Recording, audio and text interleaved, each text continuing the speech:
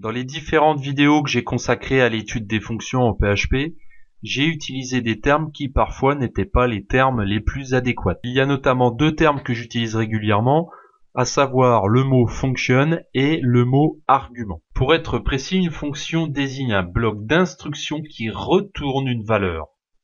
Si je prends la fonction footer.html, cette fonction ne retourne aucune valeur. Notre fonction n'a pas le mot-clé return, ce qui signifie que notre fonction ne retourne rien du tout. Dans le cas présent, quand une fonction ne retourne rien, c'est qu'il s'agit d'une procédure.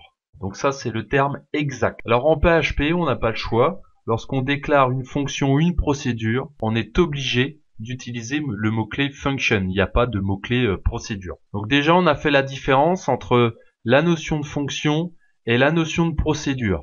Bon, dans la réalité, en fait, les développeurs parlent tout le temps de fonction. C'est pas du tout un problème, hein. Du moment qu'on sait dans quel contexte on utilise une fonction ou une procédure, ça pose absolument aucun problème. Je vais maintenant me montrer un petit peu plus précis sur le terme d'argument. Généralement, dans les vidéos, je parle d'argument concernant les éléments que j'ai encadrés à l'écran. Je vois page 2, Wing, Julien et $auteur.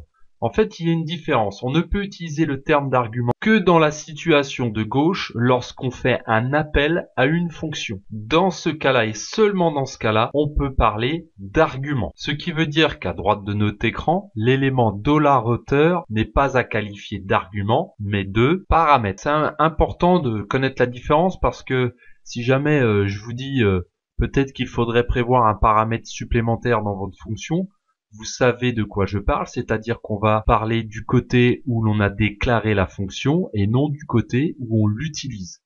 En fait, on peut voir un argument comme étant la valeur d'un paramètre, mais du côté du programme appelant. Je vous propose une petite synthèse des 4 termes rencontrés pour conclure cette vidéo. Tout d'abord, le terme de fonction qui est utilisé lorsque le bloc d'instruction retourne une valeur. S'il ne retourne rien, alors on parlera de procédure.